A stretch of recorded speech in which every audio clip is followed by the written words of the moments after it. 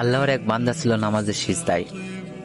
আল্লাহর ডাক দিয়ে বলে, বান্দা, তুই যতই নামাজ পড় আর যতই সিজদা কর, তোর ঠিকানা জাহান্নাম। এ কথা শুনে বান্দাটি বলতেছে, আলহামদুলিল্লাহ। আল্লাহ বলে, এই বান্দা, জাহান্নামের কথা শুনে কেউ আলহামদুলিল্লাহ কয়? বান্দা বলে, আল্লাহ, জাহান্নামের মালিকও তুমি, জান্নাতের মালিকও তুমি। তুমি আল্লাহ যদি খুশি হয়ে আমাকে জাহান্নামও দাও, আমার আপত্তি করার কোনো অধিকার নেই।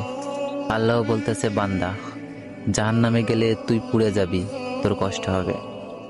বান্দা বলতেছে, আল্লাহ, কষ্ট শুধু আমার হবে না, তোমারও হবে। আল্লাহ বলে, বান্দা, তুই পুড়বি জাহান্নামে, আমার কষ্ট কেন হবে? বান্দা বলে, আল্লাহ, মায়ের কোলে সন্তান যদি পানিতে পড়ে যায়, তাহলে দুনিয়ার কোনো মাই যেমন দূরে দাঁড়িয়ে থাকতে পারে না, দৌড়ে গিয়ে বাচ্চাকে কোলে নেয়, আমার বিশ্বাস ওই মায়ের চেয়ে কোটি কোটি গুণ দয়া তোমার বেশি। আমাকে জাহান্নাম দিলে তুমিও আল্লাহ শান্তি পাবে না।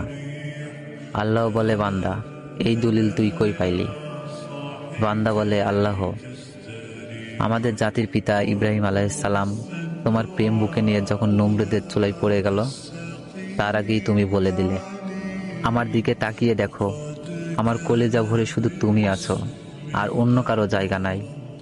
আল্লাহ বলে, বান্দা, আমার প্রেমের ভক্তি নিয়ে যদি কেউ জাহান্নামেও যায়, আমি জাহান্নামকেও জান্নাত বানিয়ে দিব। সুবহানাল্লাহ।